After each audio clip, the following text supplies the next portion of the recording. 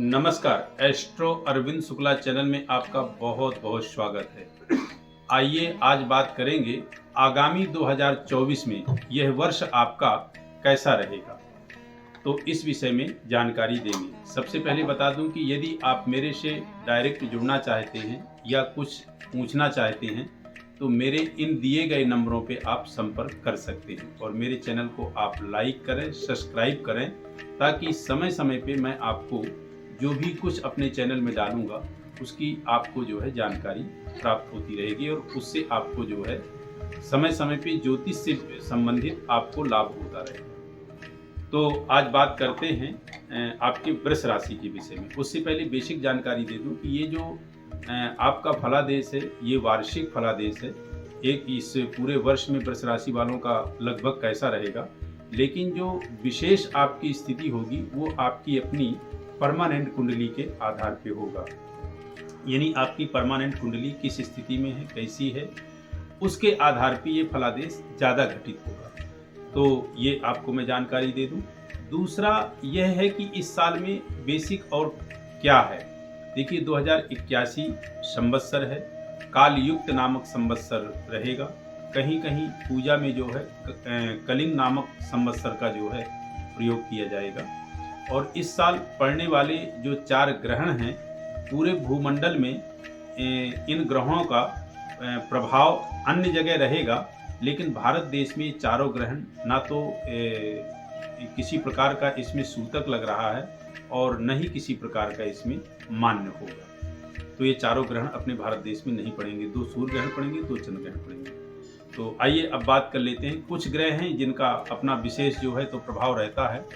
जैसे कि शनि एक ऐसा ग्रह है जो परमानेंट ग्रह है, वो 2.5 वर्ष में परिवर्तित होता है, एक उसके विषय में। दूसरा राहु और केतु जो 18 महीने बाद परिवर्तित होते हैं। तीसरा बृहस्पति, ये लंबे उसमें। बाकी जो अन्य ग्रह हैं वो 1 महीने में, कुछ 45 दिन में, और कुछ जो है जैसे शुक्र मंगल जो है ये लगभग 1 महीने बाद ही परिवर्तित होते हैं। सूर्य महीने में परिवर्तित होते हैं। बुध जो है 20 से 25 दिन में परिवर्तित हो जाते हैं। चंद्रमा का आप सभी को पता है कि 2.25 दिन में जो है परिवर्तन हो जाता है। तो आइए सीधे बात करते हैं आपके वृष राशि के विषय में कि यह 2024 कैसा रहेगा। वृष राशि के विषय में 2024 के विषय में यदि बात करें तो वर्ष के प्रारंभ से ही लगन में यानी आपके राशि में बुध और शुक्र की दृष्टि है।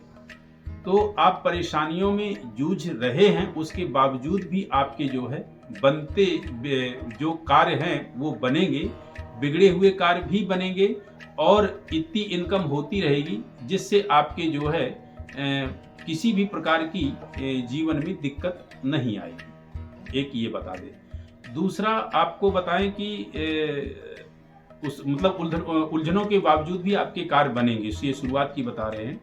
उसके बाद आपकी जो है 18 जनवरी से 11 फरवरी तक के जो है इसी राशि के स्वामी यानी शुक्र अष्टम में चले जाएंगे। होने से जो आपके बनते कार्य हैं उनमें थोड़ी विलंबता आएगी और आपके स्वास्थ्य के फील्ड में भी थोड़ा सा दिक्कतें उत्पन्न होंगी। 31 मार्च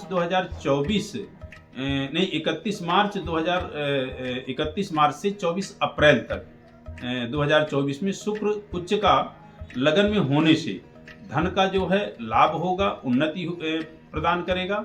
और 1 मई से गुरु का इसी राशि में आगमन हो जाएगा, यानी 30 अप्रैल के बाद गुरु इसी राशि में आपके परिवर्तित हो जाएंगे। तो विदेश के जाने के योग बनेंगे और उच्चस्थ व्यक्तियों से आपका संबंध बनेगा। तो ये भी आपके लिए जो है अच्छा समय रहेगा। और 19 मई से फिर शुक्र के इसी में संचार करने से मान सम्मान, पद प्रतिष्ठा की स्थिति आपकी बनेगी एवं पदोन्नति होगी। और वहीं 24 अगस्त से शुक्र के नीच राशि में केतु के जो है रहने के कारण, यानी इस कन्या में जो है केतु के रहने के कारण मान सम्मान में थोड़ी सी जो है दिक्कत जाएगी और मनमुटावा होगा। तो ये मैंने परिवर्तन बता दिया ज़्यादातर शुक्र का, चूंकि आपकी राशि वृष है, वृष राशि के अधिपति शुक्र होते हैं और इस विषय में आपको मैंने जानकारी दी। तो अब बेसिक बात कर लेते हैं। आपकी देखिए जैसे 10वें हाउस में शनि बैठे हुए हैं जो पंच महापुरुष योग होते हैं उसमें से एक योग बना रहे हैं शश योग, ये आपके लिए अच्छा है। दूसरा, आपके आय स्थान पे पूरे साल राहु रहेंगे, यानी मीन के राहु, और अभी आपके जो है बृहस्पति व्यय स्थान पे है, ये 30 अप्रैल यानी 1 मई से आपके लगन में आ जाएंगे। तो ये स्थिति आपकी जो है रहेगी, और वहीं आपके जो है केतु पंचम में रहेंगे। तो बात कर लेते हैं कि क्या कैसा रहेगा।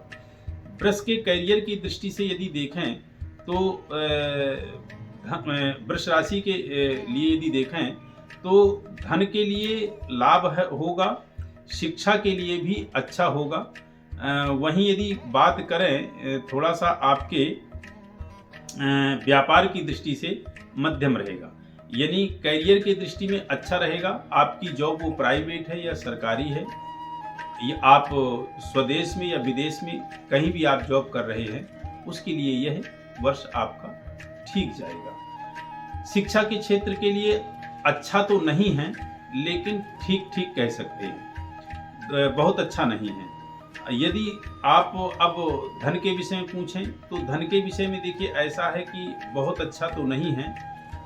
खास करके ये ध्यान जरूर रखना है कि जब बृहस्पति आपके आ जाते हैं, यानी 30 मई के बाद, माफ कीजिएगा 30 अप्रैल के बाद 1 मई से, तो पार्टनरशिप में यदि आपका व्यापार है तो बहुत सावधानी रखिएगा। क्योंकि पार्टनरशिप में क्या होता है कि जब दो व्यक्ति पार्टनर में होते हैं तो दोनों का मत एक होना चाहिए, और फिर उस टाइम पे जब बृहस्पति की सप्तम दृष्टि पड़ेगी तो वो थोड़ा सा आपके व्यापार क्षेत्र के लिए डिस्टर्ब कर सकते हैं। तो इसका थोड़ा सा जो है ध्यान रखना है। अब बात करें आपके संतान और विवाह के लिए, तो संतान और विवाह के लिए अच्छा नहीं है। मई के बाद का समय कुछ अच्छा कह सकते हैं, कुछ अच्छा है, अभी आपका जो है अच्छा नहीं। तो इस विषय के लिए आपको हम जो है बता दें। उसके साथ साथ जो है आपको और क्या ध्यान रखना है, और आपको यह ध्यान रखना है कि आप अपने विषय में थोड़ा स्वास्थ्य को लेकर के विशेष सावधान रहेंगे, क्योंकि सप्तम दृष्टि चतुर्थ में है। पारिवारिक स्थिति से, पारिवारिक क्षेत्र से थोड़ा सा आपका कलह क्लेश रहेगा, क्योंकि सीधे शनि की दृष्टि पड़ रही है और शनि अपनी जो है शत्रु राशि पे देख रहे हैं। वहीं यदि आप देखें शनि की तीसरी दृष्टि तो आपके व्यय स्थान पे पड़ रही है, तो व्यर्थ का व्यय और अपव्यय कराएगा। और उसके साथ साथ यदि आपकी देखें कि शनि की दसम दृष्टि, तो शनि की सीधे जो है दसम दृष्टि आपके जो है जो पड़ रही है वो आपके सप्तम हाउस में पड़ रही है। तो ये चीज़ आपके लिए जो है मैरिड लाइफ के लिए, दाम्पत्य जीवन के लिए ठीक नहीं है। और ख़ास करके मैं कहूँ तो मई तक तो बिल्कुल ठीक नहीं है। बृहस्पति के आने के बाद थोड़ा सा स्थिति हो सकता है कुछ अच्छी बनी। तो ये मैंने इसके विषय में बताया। उसके साथ साथ आपको क्या ध्यान रखना है कि आप यदि जो है व्यापार कर रहे हैं तो कोई मेजर यदि आप फैसले ले रहे हैं और मेजर कोई आप निर्णय लें तो वो थोड़ा सा आप प्रयास ये करें कि ये आप मई के बाद लें तो थोड़ा सा और अच्छा रहेगा।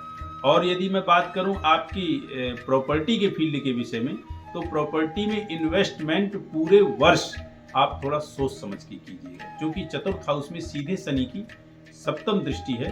हालांकि शनि की दृष्टि के विषय में मैं कह रहा हूँ कि तीसरी दृष्टि जो है सबसे ज़्यादा अरिष्टकारी होती है, तो वो व्यय स्थान पे है, लेकिन वो योग बनेगा तभी जब आप कहीं गलत निर्णय ले लेंगे। तो ये आपके जो है सप्तम हाउस में जो व्यवसाय में निर्णय, जो भूमि भवन प्रॉपर्टी के क्षेत्र में है, उसके विषय में थोड़ा सा ध्यान देंगे। जैसे माता का स्वास्थ्य वगैरह हो गया, इसके विषय में ध्यान देंगे, और अपने स्वास्थ्य के विषय में भी ध्यान देंगे। और विशेषतर जो है अपने पत्नी के, यदि पुरुष है तो पत्नी के विषय में, और पत्नी है तो पुरुष के विषय में, अपने जो है दाम्पत्य जीवन का और दाम्पत्य जीवन के साथ साथ स्वास्थ्य का विशेष ध्यान रखेंगे, क्योंकि इसमें ये प्रभाव जो है ज़्यादा डालेगा। अब यदि बात कर लें कि आपका परिवर्तनशील जो है क्या रहेगा, तो देखिए इस साल परिवर्तनशील ये रहेगा कि आपकी जो अर्निंग है, अर्निंग आपकी स्लो होगी, लेकिन उसमें कोई रुकावट नहीं है, होती रहेगी। आपका व्यापार है थोड़ा स्लो चलेगा, लेकिन चलता रहेगा। शनि का एक मेन कारण क्या होता है, शनि की दृष्टि पड़ती है, तो शनि की दृष्टि शनि क्या स्लो देते, लेकिन देते रहते। शिक्षा का कहें तो शिक्षा आपकी जो है अच्छी रहेगी, मई के बाद और अच्छी हो जाएगी। जो कॉम्पिटिटिव एग्जाम वाले छात्र हैं या जो शोध करने वाले हैं या जो प्रतियोगिता वाले हैं, उनके लिए भी बहुत अच्छा रहेगा।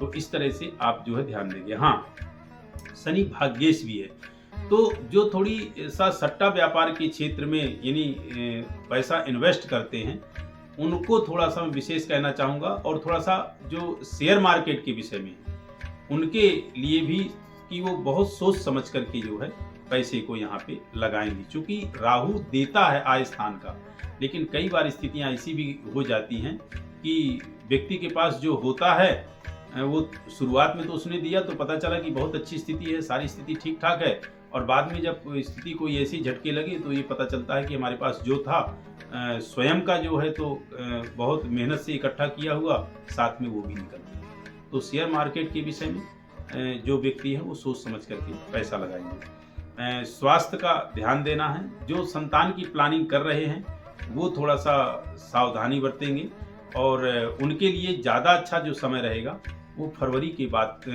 माफ़ कीजिएगा, मई के बाद का समय जो है ज़्यादा अच्छा रहेगा। तो ये आपने करना है। अब जो आप अपने लिए उपाय करें कि ये सब परेशानियों से बचने के लिए क्या उपाय करें, तो इन सब परेशानियों के लिए बचने के लिए आपको जो है सीधे भगवान जो है विष्णु जी से जुड़ना है। यानी भगवान विष्णु की आराधना और विशेष जो है माँ दुर्गा जी की आराधना करनी है। दोनों के लिए जो है विशेष करके पूजा पाठ आप करें। अब जैसे विष्णु से संबंधित हो गया तो उसमें आप ओम विष्णवे नमः, ओम नमो भगवते वासुदेवाय, इस मंत्र का आप जाप कर लें। उसके साथ साथ आप माँ भगवती का है तो जैसे गुप्त नवरात्रे हैं, बड़े नवरात्रे हैं, इनमें दुर्गा सप्तशती का पाठ कर लें, कवच की अर्घरा का पाठ कर लें। नहीं कुछ हो पाता है तो ओम ऐं ह्रीं क्लीं चामुंडाय विच्चे यानी नवाण मंत्र का आप जाप कर लें। ये भी नहीं हो पाता तो ओम दुन दुर्गाई नमः, इस मंत्र का आप जाप कर लें। तो कुल मिलाकर के आप जब भगवान से जुड़ेंगे तो निश्चित रूप से आपका जो है ठीक रहेगा। देखिए, ध्यान दीजिएगा, भक्ति जो है ना वही हमारे भाग्य का विकास करती है। जब तक आप भक्ति से जुड़े रहेंगे, आप सुनिश्चित मान लीजिए, तब तक आपका कहीं किसी भी फील्ड से कोई आपका जो है खराब स्थिति नहीं हो सकती। जैसे आपका भक्ति से विरक्त होते हैं और समय अच्छा नहीं चल रहा है, ग्रह गोचर आपके खराब चल रहे हैं, तो निश्चित रूप से आपका खराब होगा। भक्ति आपको सदैव बचाती है। तो अनन्य भाव से भगवान शिव, माँ दुर्गा की उपासना कीजिए, भगवान विष्णु की उपासना कीजिए। निश्चित रूप से यह साल आपका बहुत अच्छा जाएगा। अब यदि मैं समराइज करूं और ये बताऊं कि आपका ये लगभग टोटल कितना गया, तो देखिए, यदि मैं 12 राशियों में कहूं तो सबसे खराब ये वृष राशि है। तो वृष राशि का जो है 40% समय जो है पॉजिटिव है और 60% नेगेटिव है। तो इन चीज का ध्यान देना है। मास के विषय में बताऊं तो आपका 3रा महीना, 5वां महीना, 8वां महीना और 9वां महीना, इन महीनों में जो है अरिष्टकारी स्थिति आपकी रहेगी। तो थोड़ा सा इन महीनों में कोई भी आप काम करें, देख करके सोच समझ करके करें, ये थोड़ा सा आपके लिए कष्टकारी हो सकते हैं। बस आपके लिए कामना करते हैं कि भगवान आपका 2024 बहुत अच्छे से जो है व्यतीत करे। 2024 की विशेष शुभकामनाएं। आप निरोग रहें, स्वस्थ रहें, धन धान्य से परिपूर्ण हैं और भगवान शिव की परम कृपा आप सभी पर बनी रहे। इन्हीं शब्दों के साथ नमस्कार।